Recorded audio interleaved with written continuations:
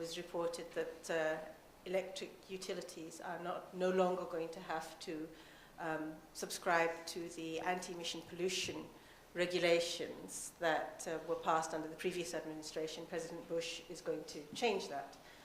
And then they added, by way of parenthesis, that electricity utility companies have given to political lobbies, I forget how many $1 million, 2/3 of which went to the Republicans. Now, voting every X years and then having policy defined by big business or the religious right or the military lobbies is not my idea of democracy. So I really think that we do need to redefine what is democracy and what the forms that it takes are. The second point that I wanted to make is that I'm not sure that the separation of state and religion is the case in the US. Again, it's been reported that this administration in particular is going to have a lot of attempts to change the decisions on the rights to abortion, and that definitely comes out of the religious right, so, and including things like teaching essentialist creationism as part of biology. Now, that is not, if you ask me, a separation between religion and state, but it's taking different forms. So the third point that I wanted to make is that, in fact, it seems to me that it misquotes the point, to put it that way, because every law depends on human beliefs in some ways. That belief may be a specific religious belief. It may be a belief in the pragmatic sociology, what has happened. It may be a belief in modernization theory. It may be a belief in enlightenment theories. So the question is not that you can ever have laws that don't have human beliefs, including religious beliefs, reflected in them. The question is, what is the process by which those laws come to be adopted by the whole of society?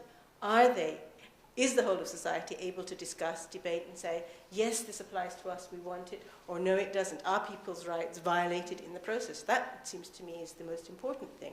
And one of the points that Abdullahi An-Naim makes, who's written a lot on Islam and human rights, is in fact, what we have, on the other hand, is a problem where some people's religious beliefs, or social beliefs, for that matter, are not only made into state law, which you then, as citizens, have an obligation to follow, but also where you're not allowed to debate and discuss them on the grounds that they are religious beliefs. That is the problem, not where they come from. There's no way you can have a law without somebody believing something about it. Yeah, just, I think this will be an issue that we will open also to questions we'll come back to, but maybe if you could also, in your discussions, address the issue of rights. I mean, strategy, but and also in terms of, we had in our discussions the issue of how do you bring about the question of democracy and human rights in Muslim societies, and here especially women's rights. And I think the question of rights becomes very important within that context. And in relation to the question you asked, Mahnaz, maybe you yourself could also mention something about the fact that, well, we in Iran have had that experience, the experience that a state is, we have a theocracy, you know, a state ideology is also the religion. Now, would we say that the right of citizens in a state like this is guaranteed, even though majority of people are Muslim?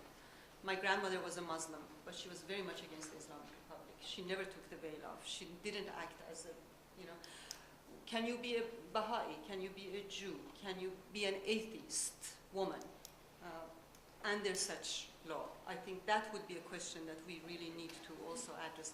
And then we will sum up and later on come back to it. So could you all just go over once? And okay, I think what you mentioned, actually going back to Aisha's point, I think it's the idea that democracy can be experienced under circumstances where religious law rules, to my thinking, is sort of a contradiction in terms. I think it comes from the basic presupposition. Does the rights or laws come from somewhere up there, from God, from some someplace outside of human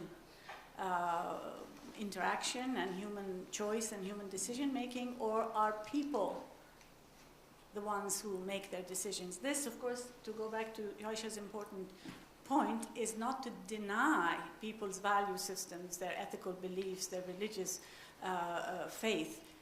It's how laws are made and how society is politically structured and who makes the decisions.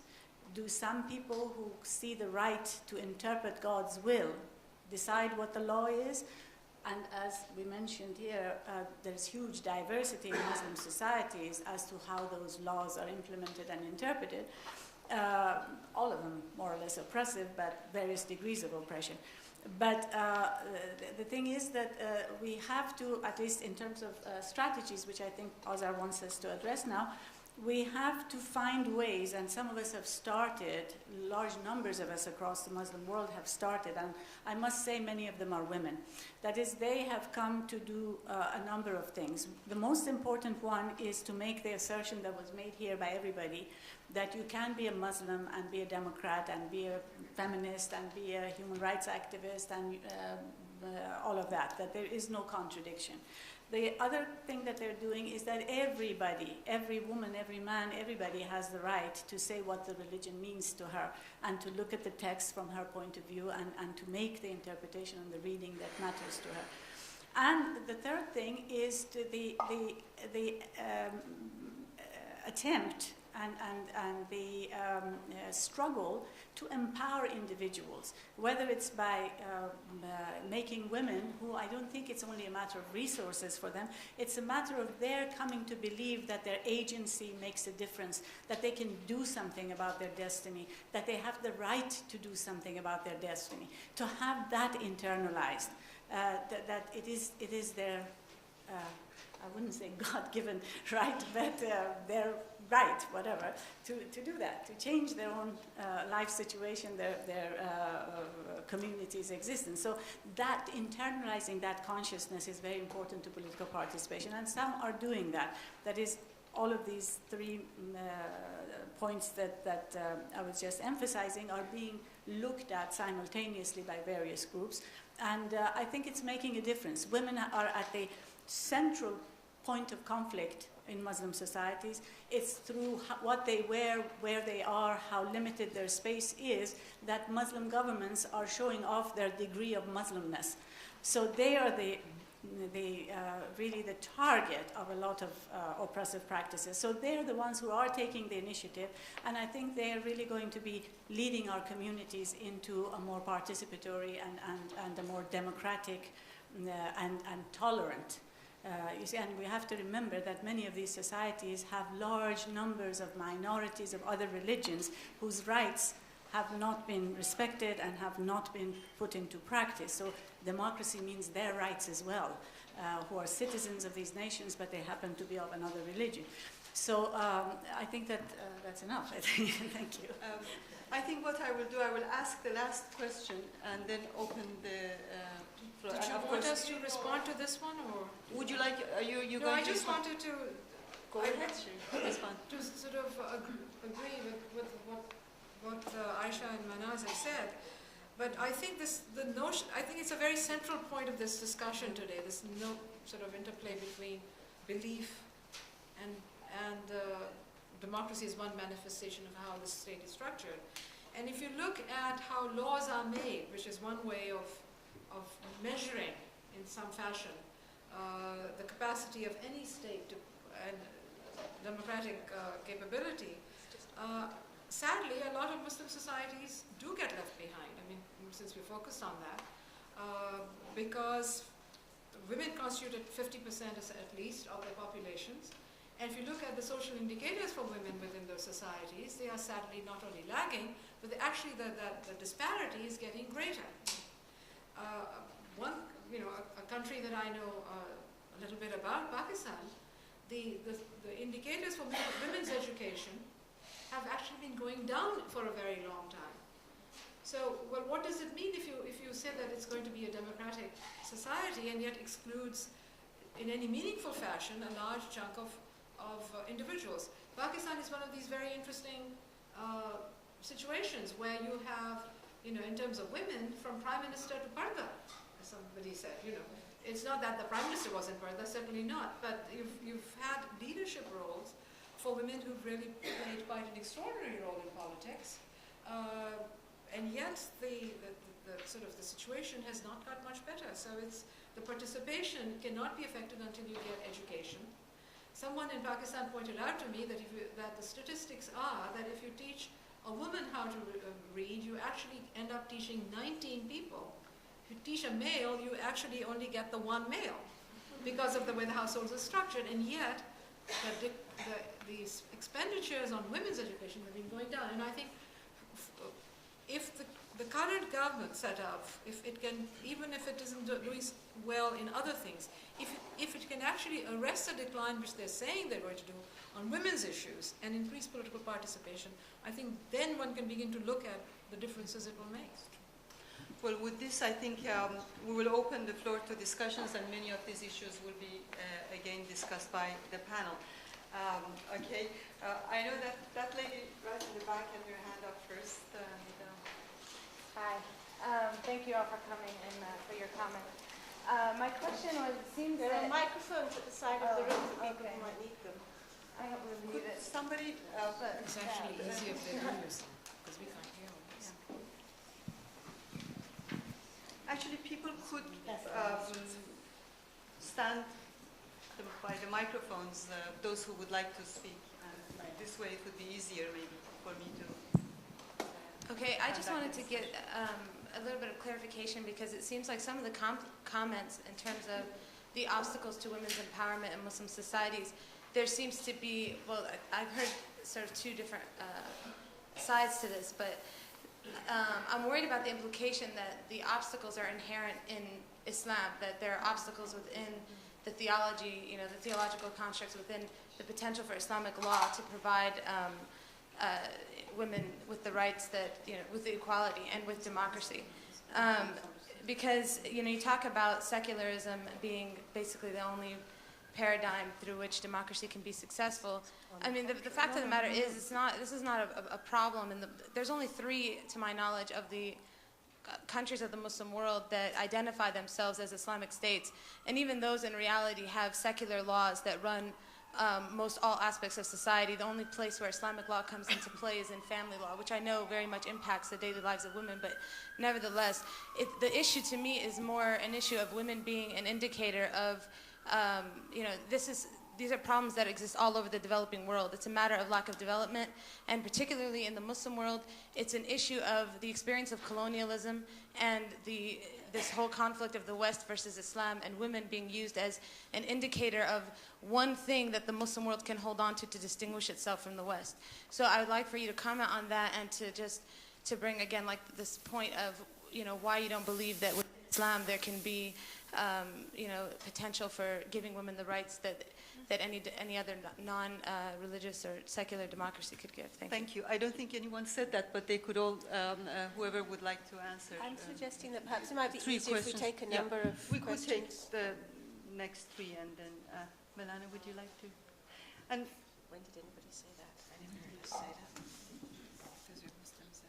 You want me to ask the next question? sure. I wondered if each of you, or those of you who care to address the following, would do so. I'd like to know if you can make a link between the traditional role of women in perhaps your Islamic society or the Islamic society about which you feel comfortable making a comment, and fundamentalism. I'm wondering, for example, about the traditional role of a mother in an Islamic society whose ability to influence her son's decisions are greater or lesser, or the role of a girlfriend, or the role of a wife, the role of a teacher, etc. The link, whether there's any link between the traditional role of women and fundamentalism. Okay, we'll have every 3 people, then you could respond to the questions. Don't forget this side. Oh, I'm sorry, ma'am. One solitary person on this side. I'll remember next. I cheated. I came over here. There's too long a line over there. all of you are extraordinary women, and I would suggest that none of you are typical from the cultures that you were developed from. So my question, and you all sound like feminists who I've lived with and hopefully been one of for umpty-ump years in this country. So what I'm curious about is, how do each of you, and your experience, how do you fit into the Muslim societies from which you grew? How do the mullahs, how do the men in your societies view you? And do they take you seriously? And if they don't take you seriously, how can the downtrodden women who can get killed in honor beatings take you seriously? Well, okay, would you like... Yeah, I'm going to. Would you like, Soraya, would you like to start? I think the first question, I don't think anybody implied that Islam is an obstruction to women's development. I don't think this came out at all. What we were saying was that there are so many different interpretations of Islam, and that within that societies can move and so on. But it's not an obstruction, because it's part of the culture, and it's part of how the people think and how the people act. I think the whole issue of religion and culture, if we dismiss it completely, again we are making a serious mistake, because that's how people are formed. And if we want to have behavioral change to begin with, because development, an essence of development is we change the behavior and the way we think about certain things. And if we want to do that, then certainly we have to understand the cultural and religious context in which. Not only that, so far, part of the problem, and I come from an international organization, and maybe Shireen had an experience there she can show, the dialogue between the North and the South has continuously been in all these conferences on women, let's say, or on my area population, has been the North pointing fingers at the South and telling them, you are no good. Regardless, not only Islam, your culture is no good, you have values that are harmful to women, and so on and so on. But there is no emphasis that that same culture has lots of positive things in it that can be harnessed to bring about change. And that's where we need to change the dialogue between the North and the South so that it would harness what is positive and people can move. The third aspect also into that, and that's my worry always in this dialogue, is that issues of violence against women, for example, are always presented as if they only exist in the South. But violence against women is a global issue. And therefore, there is a need to change the dialogue among all these different groups to say that women all over the world suffer from this set of problems. And each society is trying to deal with it in its own way. And this is what the strategies that were adopted globally to guide moving in that direction. So I think, to say that Islam is obstruction, that's not the idea. But the idea that it's part of a culture, we need to understand it and we need to work with it. The link between, the question that was raised between traditional women, the links between the traditional lives of women and fundamentalism, I don't think that's really a clear... I am what I am because my mother made me what I am. Whatever she missed, she put in me. And whatever my father didn't have, he put in me. And therefore, when my mother is a traditional homemaker. And I think here what we need to do, we're not saying that every Muslim woman has to be like us, professional. The issue is making choices, that they can make choices in their lives. And certainly, women in their home, in the traditional laws, have their own contribution to the society, as well as women in different levels. But I don't see the link between fundamentalism and between the traditional role. I don't see it, at least in my immediate experience. But the last comment that came from here, I think, I really am not a feminist, and I don't think that the word feminism per se describes what we, in my country at least, are going through. Yes, to say whether we fit in our societies or not. I will tell you just quickly my experience, because that will show. When I was appointed to this post 2 years ago, I insisted on going to Saudi Arabia as an official guest 4 months after as I was appointed. And I was a government nominee, first of all. And I was met really like a head of state. But more importantly, I was allowed, or women did not even get permission. Usually they have to get permission for mass meetings. There were 2 major meetings where I was able to address women about reproductive health and issues of gender equality and so on publicly. And I was on the television for 1 hour talking about the same thing without limitation. Now, whether they accept me, yes, but they see me as a role model. They don't, you know, maybe when I was beginning to go to school and I had an untraditional life in a sense, men were against it when they were telling my father, what are you doing? The interesting part is that men now write to me and they say, we want our daughters to have the same chances you had. So yes, we do relate to them. And when I go home, by the way, I don't go home like that. I wear my abaya, I cover my head, not because I'm afraid, because I'm respecting that context in which I came from. And it gives me freedom to move as well. It's both. And therefore, I really feel, yes, I belong to that society. I relate to it, even though they might see me as more of a role model. But I think that's good for young women in our region. I would like to support what Thoraya said on the issue of democracy, and therefore I won't repeat it. I'll add one more thing, which is that in Muslim societies you can find discourses that are both what we would call progressive, in support of democracy, in support of women's rights, and retrogressive, that are about suppressing the rights of women, of poor people, of non-Muslims. The issue is not that Islam does only one thing. It's a really complicated, there are complicated strands of discourses. What the question is, in any particular society at any particular time, which are the strands that are taken up and institutionalized, and how can we change them if they're the strands that are used to reduce people's rights instead of promote them? On the second question, the link between the traditional role of women and fundamentalisms, I think that the question is in part fundamentally misconceived. When you say to me, Hausa tradition, I ask you, which aspect of Hausa tradition? Because Hausa land has been settled since the late Stone Age, continuously. So are you asking me about Stone Age tradition, or the feudal aristocracy tradition, or colonial tradition? Because you'll get a different answer to each of those traditions. So we have a long history, and things change over that period of history. For example, the issue of women being in seclusion. Women in northern Nigeria started being secluded during British colonialism, in part as a reaction to rule by a group that was identified as Christian.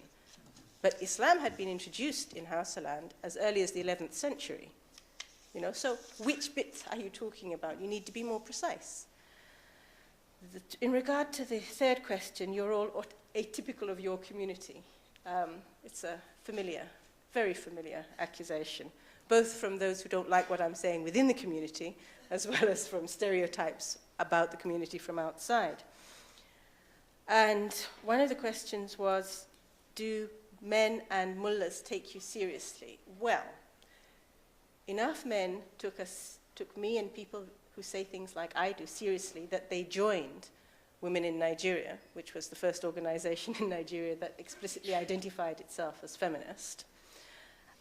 Enough of the conservative ulama take me seriously that they threatened to burn me or to deal with me in other ways. And if I was irrelevant, they wouldn't need to do that. The point is that they do see me as a challenge to their authority. And so people say things like, "Kuna waya kamwata," you are twisting the heads of women. And I say to them, that only shows that you think women are idiots. Because if we are saying things to them that are not relevant to their situation and that are not interesting to them, they will not take any notice. So the fact that they know that what we have to say is important to women and that women are going to listen means precisely that they know that we are voicing some of the aspirations that women have. Just on the issue of honor beatings, in West Africa, we don't have honor beatings. It's particularly a Middle East, including Mediterranean phenomenon. Okay, we just don't have the concept at all. Yeah? And I have to say also that a number of us, now being no longer young things, but in our 40s and 50s, have in fact turned out, somewhat to our surprise, to be role models. My father said to me that his friends were telling him off because their daughters were refusing to get married at 20 or even 30 because Aisha Imam didn't, so why should they? But it's not just a matter, if you like, of the elite. When I was working in a village that was, just 50 households, 100 miles from Kano, no electricity, no running water. I was working there for about a year. I can't tell you the number of babies that were named Aisha after me. And this was a small rural village. So yes, I think that even if we are not entirely typical, we are within the range of what is possible and aspired for by women as well as by men in our communities.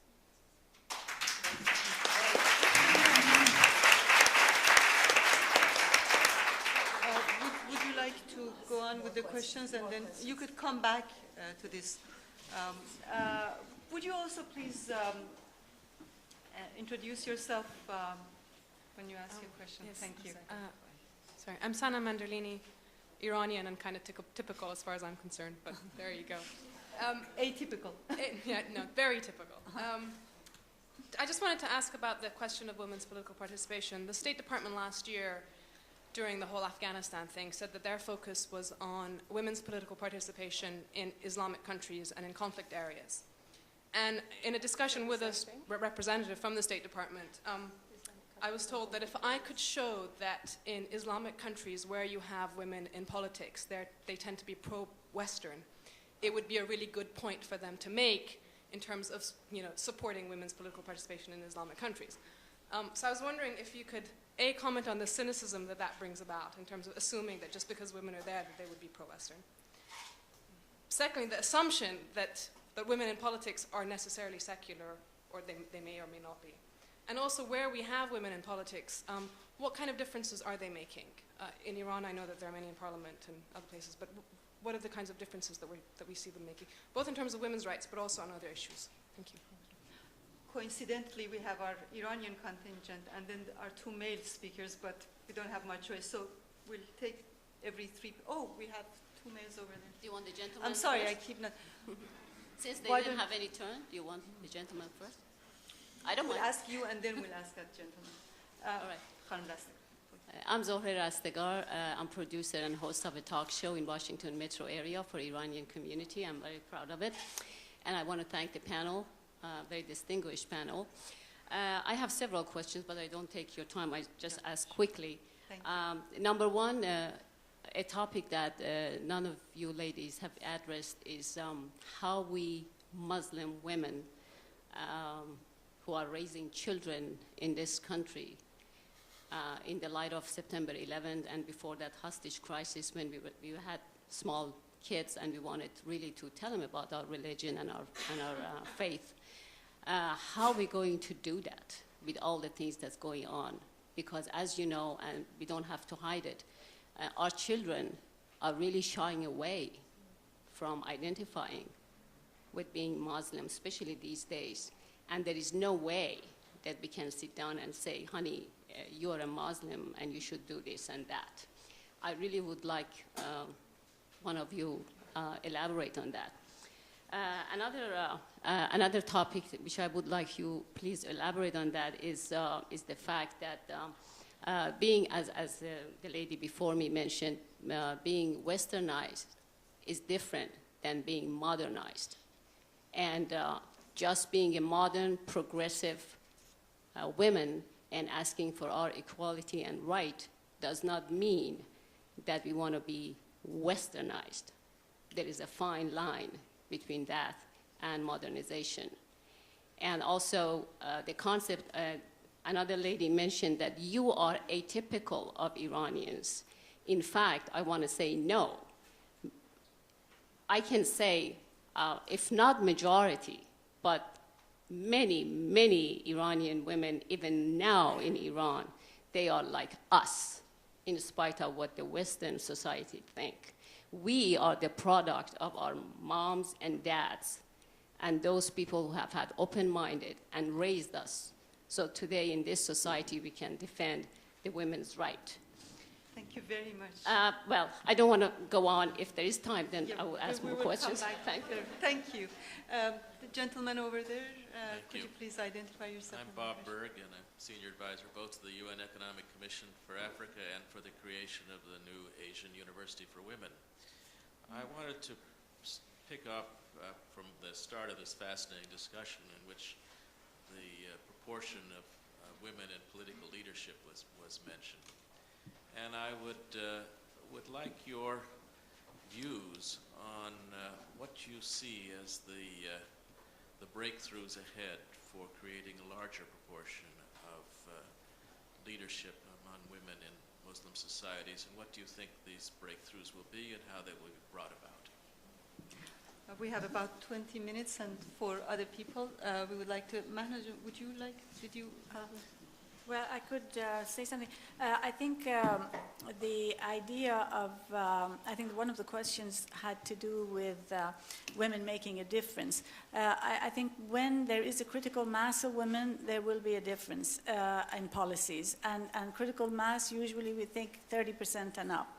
And where this has happened, there has been a tangible difference in policy making. And unfortunately, it hasn't happened in very many places.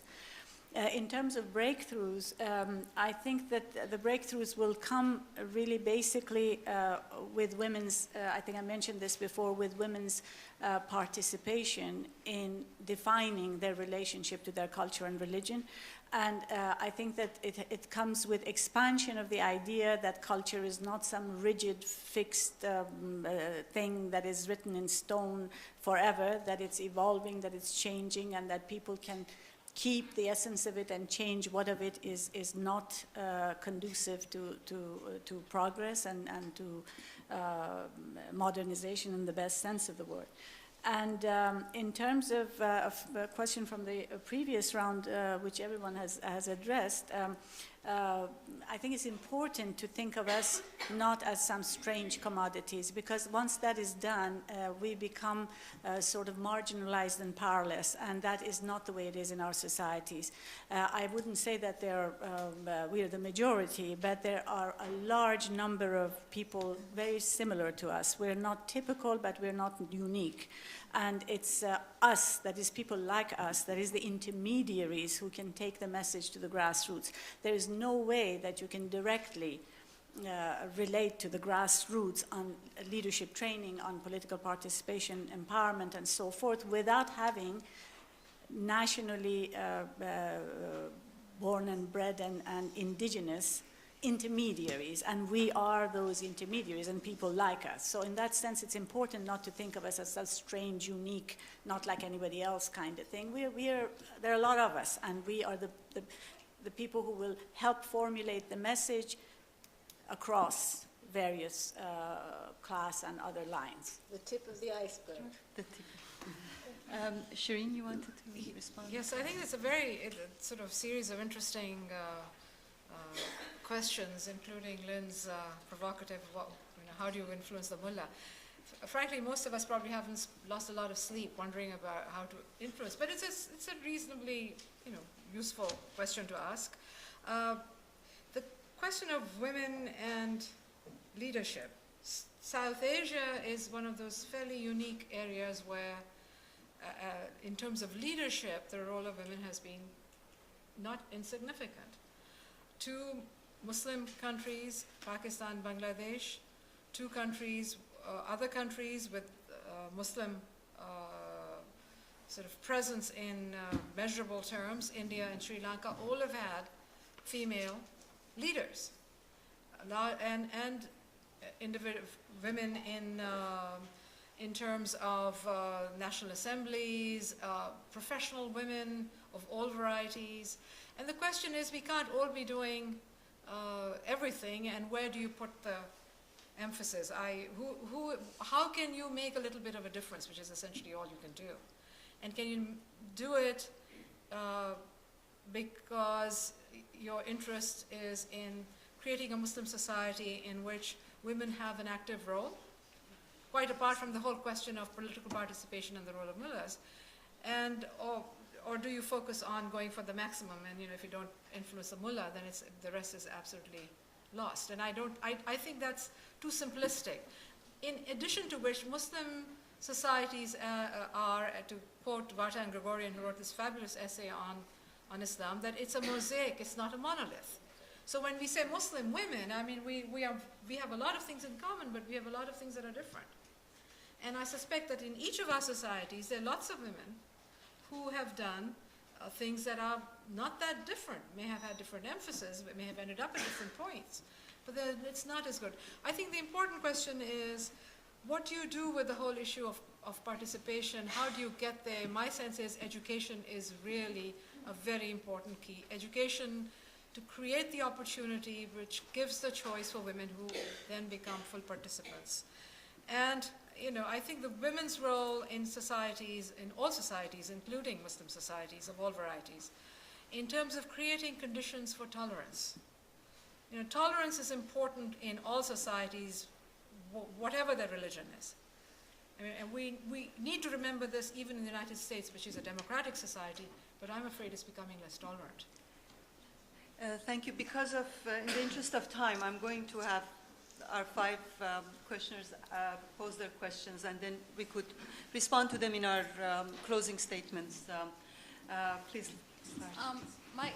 I'm originally from Iran, and I've studied Islamic jurisprudence in 4 or 5 schools. And one of the things that are central to your argument, whether it's about identity or the question of whether you're typical or not, is the question of interpretation and definition of Islam.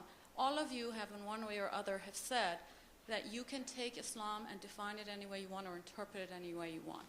Central to the belief of Shiite Islam, Hanbali, Hanafi, and Wahhabi Islam, which are the main 4 of the main schools of Islamic thought, especially in Wahhabi, Hanafi, and Hanbali, this interpretation is closed. All the books of interpretation of Islam, whether they be interpretation of Quran or Hadith, are all out there, and they're all defined by men, and they're defined a certain way, and there is no way you all would be defined as the typical Muslim woman, whether or not. And the other thing is, in Shiite Islam, you're either a follower or you're marja' taqlid. I know that Azhar and Mahnaz know what I'm talking about in Shiite Islam. You either follow or you interpret. And to be able to interpret, you have to go through these series of schools, etc., and these seminaries. So how do you explain that in terms of that? I just want to see how the definition, when you say you interpret it or define it, how do you explain that? And I just wanted to address the first question that was asked, that you said that could you be Islam, I'll be very short, and so yes, when she said that Islamic really law, it only defines family law in these countries, read the Iranian constitution. It's something that permeates every aspect of the law, from defining candidates to how you clean yourself. So, in the Constitution, that's all. Thank you. Could you please, very short, yes. Good evening, my name is Omario, I'm just a SAI student. I just had a quick question. Just a SAI student? Yeah, everyone else has done things, I'm just here.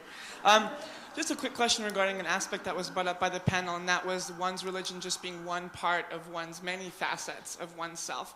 And as a result, to what extent would it be relevant and or useful if women's rights organizations in Muslim societies worked maybe together with other women's rights groups in other religious spheres who have also perhaps worked against and within other religious dogma? Wondering if what's been done to that extent, if it's at all useful or relevant. Thank you. Thank you.